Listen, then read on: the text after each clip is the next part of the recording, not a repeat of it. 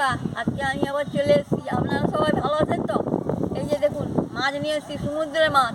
এই মাছ দিয়ে আজকে একটা রান্না বানাবো। চলুন বন্ধুরা, রান্নাঘরে যাওয়া যাক, রান্না শুরু করব। বন্ধুরা, আমি রান্নাঘরে চলে এসেছি। মাছটা ধুয়ে নিয়ে এসেছি, এবার নুন হলুদটা মাখিয়ে নিচ্ছি।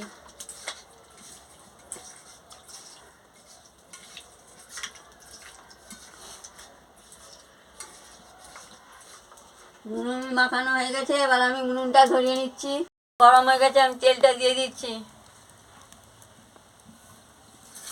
হয়ে গেছে, আমি মাছটা দিয়ে দিচ্ছি।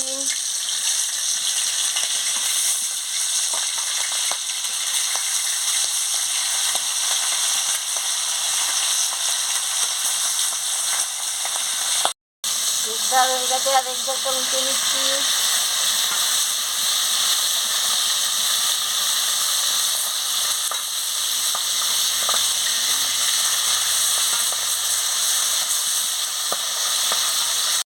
মাছ ভাজা হয়ে গেছে, আমি তুলে নিচ্ছি।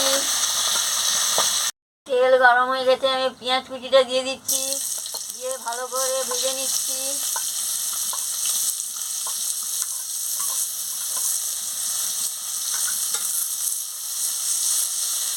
পেঁয়াজটা লাল লাল করে ভাজা হয়েছে, এবার আমি টমাটো কুচি আর কাঁচা লঙ্কাটা দিয়ে দিচ্ছি, দিয়ে ভালো করে নাড়িয়ে নিচ্ছি।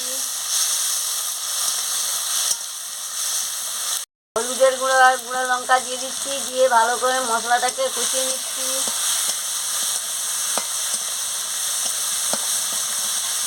ধনে পাতা দিয়ে দিচ্ছি, দিয়ে মশলার সঙ্গে ভালো করে কষিয়ে নিচ্ছি। পরিমাণ মতন জলটা দিয়ে মশলাটাকে ভালো করে কষিয়ে নিচ্ছি।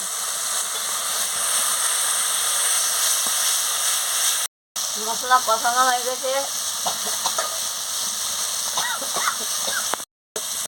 এবার আমি সর্ষে বাটা দিয়ে দিচ্ছি। সর্ষে বাটা দিয়ে ভালো করে একটু নাড়িয়ে নিচ্ছি।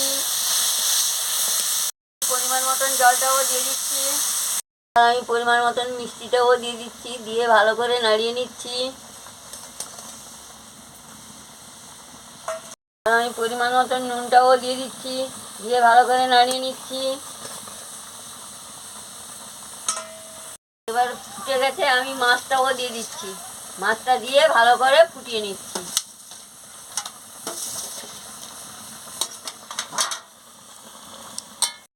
হয়ে গেছে, আমি নামিয়ে নিচ্ছি। বন্ধুরা, এইভাবে রিমঝিম মাছকে ঝাল রান্না করে খাবেন সর্ষে বাটা দিয়ে, খুব ভালো লাগবে। ভালো লাগলে আমাকে লাইক করবেন, শেয়ার করবেন, মেসেজে লিখে জানাবেন, সাবস্ক্রাইব করবেন। আমি আবার কালকে ফিরে আসবো। কোনটি বাজিয়ে দেবেন, আমার ভিডিওটা শেয়ার করে দেবেন। দেখুন, রঙটা দারুণ হয়েছে, গন্ধটাও দারুণ বেরিয়েছে, খুব ভালো লাগবে। গরম ভাতের সঙ্গে খেতে খুব ভালো লাগবে।